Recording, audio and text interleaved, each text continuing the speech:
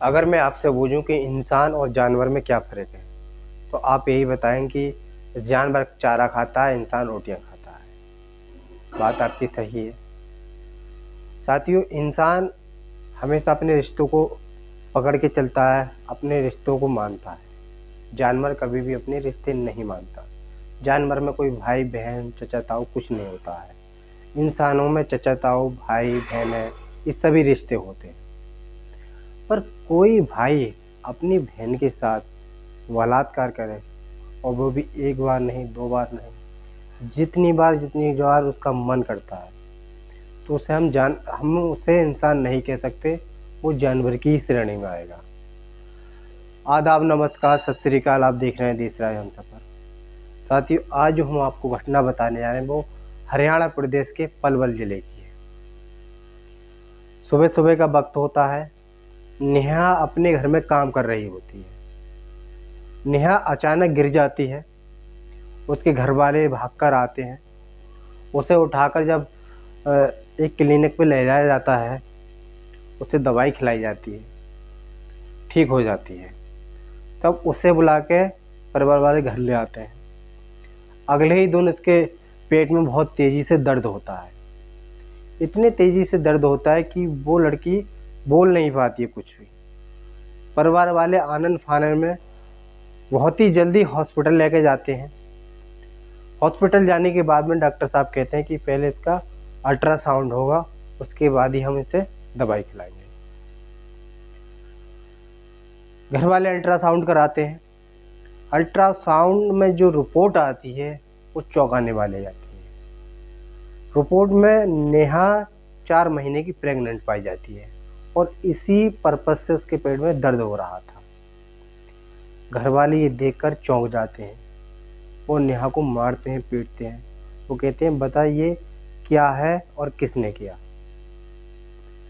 तो वो बताती है कि वो एक बार वॉशरूम में नहा रही थी, तभी उसका चचेरा भाई उसके पीछे आ जाता है और उसकी वीडियो क्लिप बना लेता है।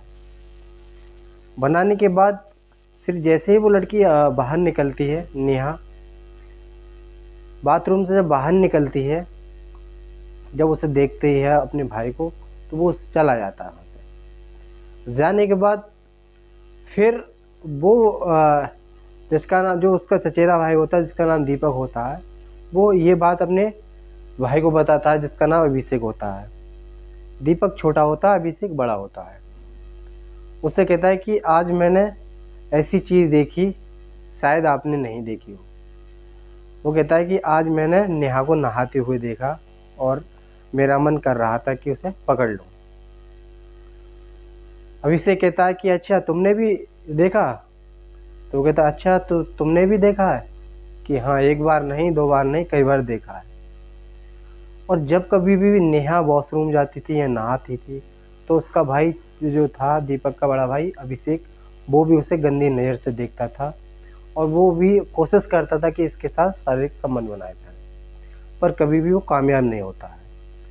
फिर एक दिन नेहा के घर वाले अपने काम से किसी रिश्तेदारी में गए होते हैं। इसी का फ़ायदा उठा के दोनों भाई उसके घर पहुंच जाते हैं। पहुंचने के बाद नेहा को वो क्लिप दिखाते हैं, जो वो उस चोरी से उसे बना लेते हैं। वो उससे कहते हैं कि जो क्लिप है हमारे पास, उसे हम वायरल कर देंगे, वरना अगर आप वायरल नहीं कराना चाहती है तो तुम आज की रात हमारे पास सोना होगा। वो राज़ी हो जाती है। जब कभी भी उनका मन करता था, वो नेहा को अपने पास बुला लेते और खूब ही उसके साथ गंदा काम करते थे। ऐसे ही समय बीतता चला जाता है। तभी वो प्रेग्नेंट हो जाती है, और तभी ये सूचना दीपक और अभिषेक को बताती है। तो वे दोनों भाई इसे गर्भनिरोधक गोलियां ला के देते हैं। जैसे ही ये लड़की गोलियां खाती है, तो इसकी उम्र 14 साल होती है, और इसलिए वो गोलियां ऐसे सूट नहीं करती। उसका जो पेट में होता है, दर्द होने चालू हो जाता है। जब परिवार वाले नेहा को थाने ले जाते हैं, थाने में उनके खिलाफ मुकदमा लिखाया जाता है। पुलिस वाले उन्हें पकड़कर उनसे जब सख्ती से पूछताछ की जाती है तो वो अपना घटना कबूल कर लेते हैं।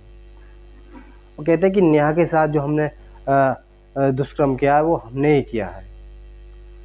उन्हें पकड़ने के बाद उन दोनों को जेल में डाल दिया जाता है। साथियों, कहानी को सुनाने का मतलब आपको परेशान करना नहीं है, आपका दिल दुखाना नहीं है। कहानी को सुनाने का मतलब आपको जागरूक करना, आपको सचेत करना है। आप कहीं भी रहें, सतर्क रहें, सावधान रहें, अपना और अपने परिवार वालों का ध्यान रखें और देखते रहें दिस रहे हम सफ़र। सबक एक को, सीख हम सबको। जय हिंद, जय भारत।